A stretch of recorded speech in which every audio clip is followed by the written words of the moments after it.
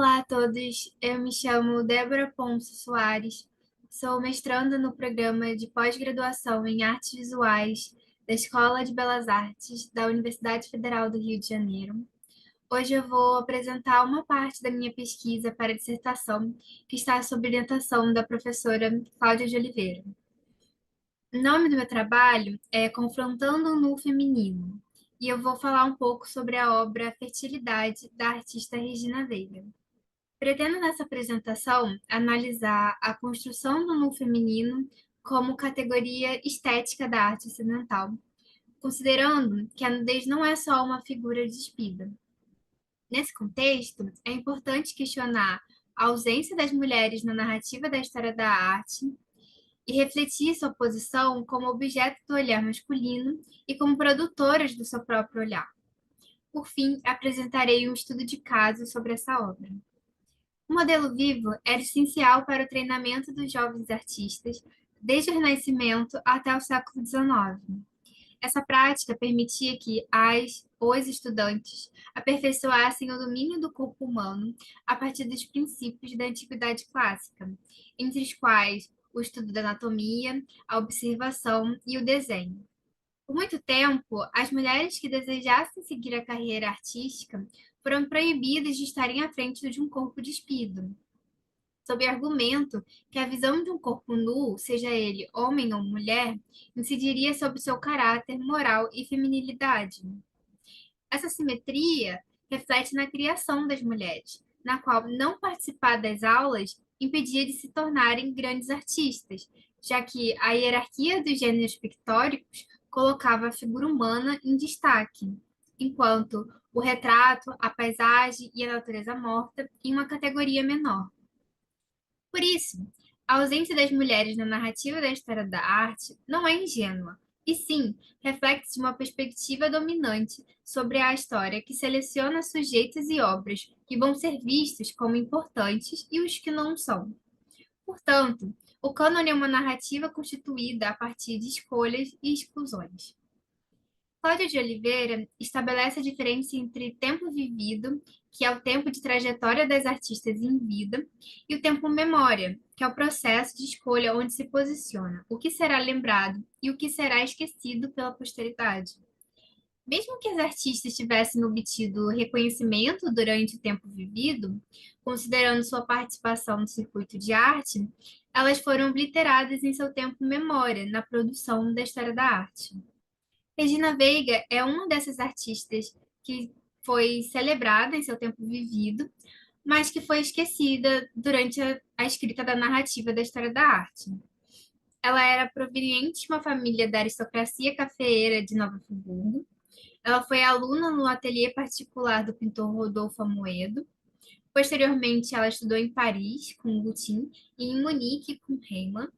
E durante sua estadia na Europa, continuou expondo suas obras regularmente nas exposições gerais de belas artes, onde recebeu menção honrosa, pequena medalha de prata e grande medalha de prata. Em 1916, ela realizou uma exposição com Maria Pardos, também discípula de Rodolfo Amoedo, na Galeria Jorge.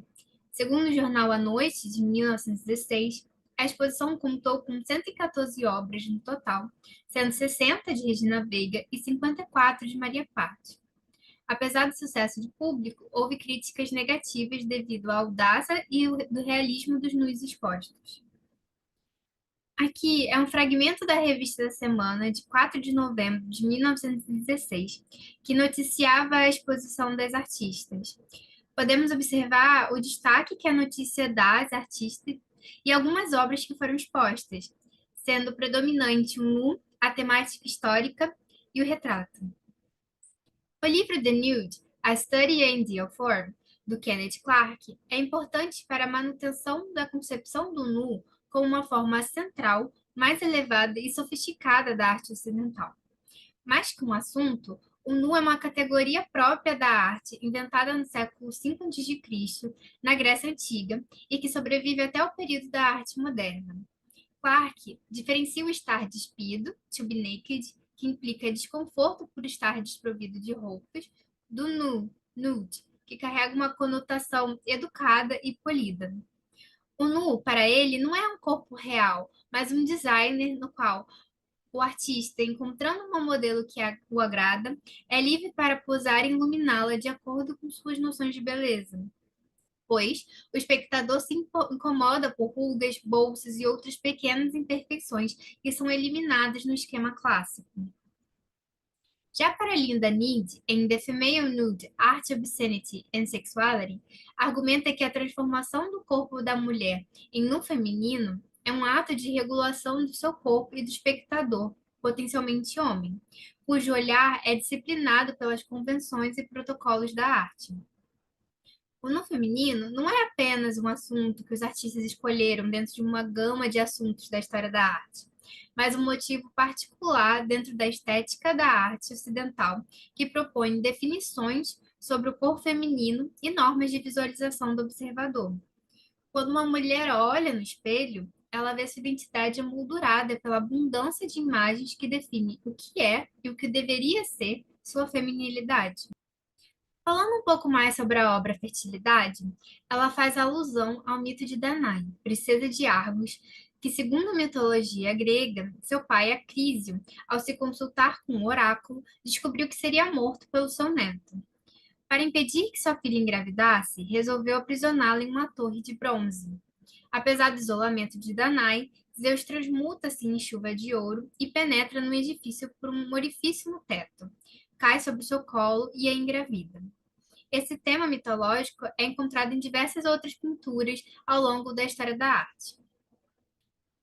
Regina Veiga pinta a obra seguindo os preceitos acadêmicos da iconografia clássica, exibindo suas habilidades artísticas em todos os detalhes. Em diagonal, podemos observar uma mulher jovem em um assento, retratando Danae adormecida. Além disso, Regina Veiga dá especial importância ao planejamento da cortina no plano de fundo e ao lençol, criando um efeito de luz e sombra que demonstra sua maestria na técnica. Uma outra característica marcante na obra é a chuva de ouro, retratada com pequenas pinceladas de amarelo e branco e caem diretamente sobre o ventre de Danae. Essa representação enriquece a narrativa mitológica, relacionando-a com a ideia de fertilidade e abundância. O corpo de Danae é marmóreo e se destaca pelo rosado, principalmente nas bochechas e lábios, que também combina com o rosado do planejamento.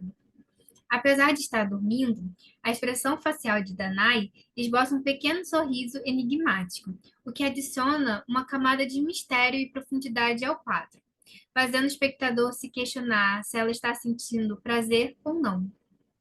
Durante a história da arte, esse mito foi utilizado como pretexto para representar a nudez e o prazer feminino.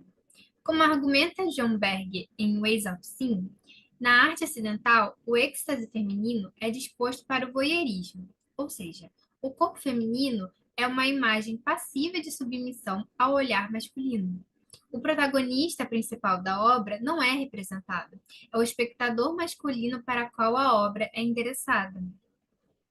Para Ellen O'Neill, as figurações do nu feminino retificam uma suposição que diferencia natureza e cultura.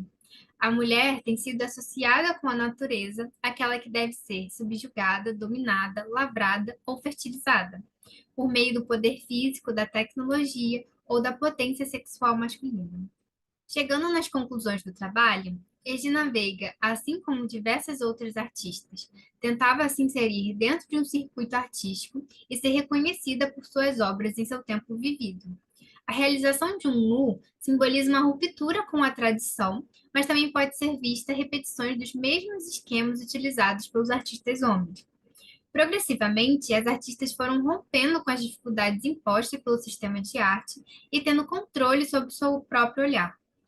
O desenho do corpo nu não é ingênuo. Ele carrega discursos teóricos e normativos, espelhando a visão do artista sobre arte, desejo, valores e utopias. Por isso, a revisão do campo da história da arte sobre um olhar da história da arte feminista provoca deslocamentos dos objetos e do seu foco, traçando um ponto de vista feminino e implicitamente feminista em obras do passado realizadas por mulheres. Essa perspectiva é importante não apenas para retificar a marginalização dessas artistas, mas também para desafiar as normas e visões de mundo que foram construídas em torno do cânone masculino. Aqui são as referências que eu usei no trabalho. E eu queria agradecer a todas as pessoas que assistiram a minha apresentação. Muito obrigada.